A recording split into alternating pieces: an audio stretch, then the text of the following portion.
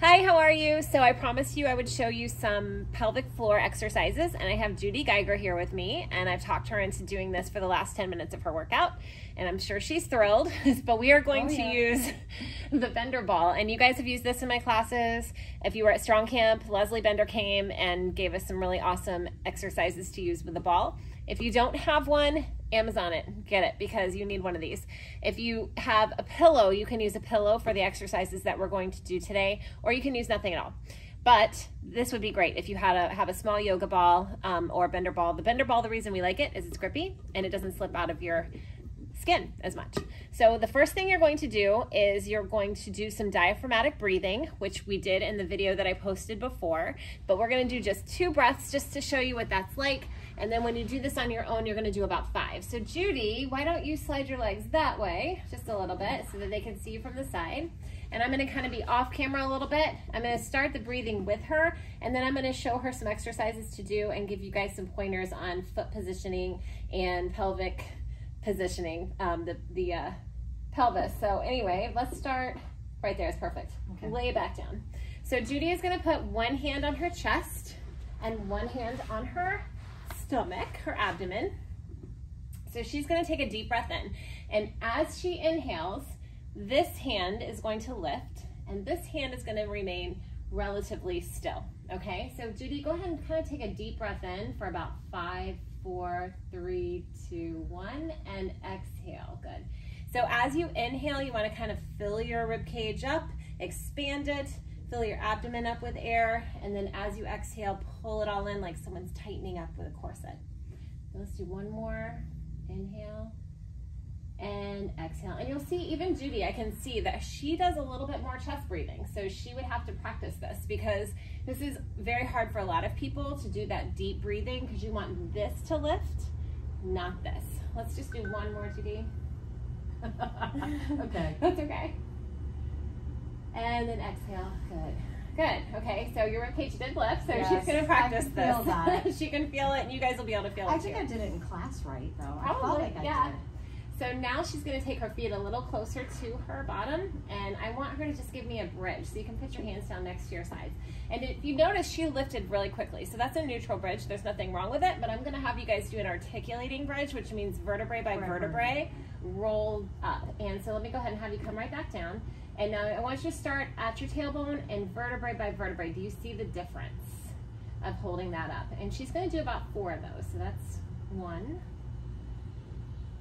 And you don't want to rush through these. We're just going to do 4 articulating bridges. 3. You guys, I hope you're doing this with us. 1 more. Perfect. Okay, so now, as she's going to do this, she's going to bridge up and she's going to hold it. So go ahead and bridge up and hold. And her feet are a little farther away, so I'm going to have you pull them back in towards you. And I'm going to have her give me 5 squeezes. So she's going to squeeze in and release, squeeze in and release, squeeze in and release. 4 and 5. Now, while she's doing that, she's also breathing, I hope. And then we're going to go ahead and roll right back down. So now what she's going to do is she's going to do a little bit more of a neutral bridge, and she's going to bridge up and squeeze and release, bridge up and squeeze and release 5 times. And while you're doing this, you're going to think about tightening all these pelvic floor muscles here. All right, so do it again. So breathe. And then release, and squeeze, and release. 2 more, squeeze, and release. 1 more. Perfect. So now we're going to do this in 3D because our body doesn't move just in one plane of motion, it moves in all 3. So I'm going to have her take her feet and we're going to stagger them just a little bit. So one foot's going to be a little bit farther in front than the other. So she's got her right foot slightly in front, and let me give me 3 bridges. So you can do 3 to 5 of these. So 3 and squeeze, and right back down. And 2 and squeeze, and right back down. 1 more time, squeeze, and right back down. And go ahead and switch feet positions. Good. And do it again. Squeeze a little further, a little too far. There you go. Okay. There you go.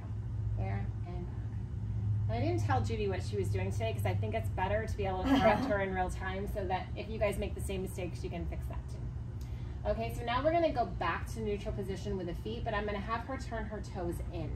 All right, so let's do it again. So give me 3 squeezes and lift. 1, and back down. 2 more, squeeze, and back down.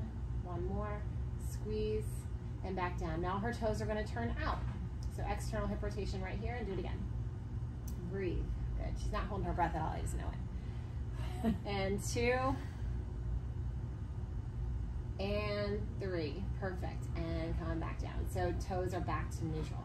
So you can do this again when you're in neutral. You can turn toes out, toes in. When you're staggered, you can do toes out, toes in. Staggered the other way, toes out, toes in. It creates a different chain reaction that hits all different muscles in the pelvic floor area.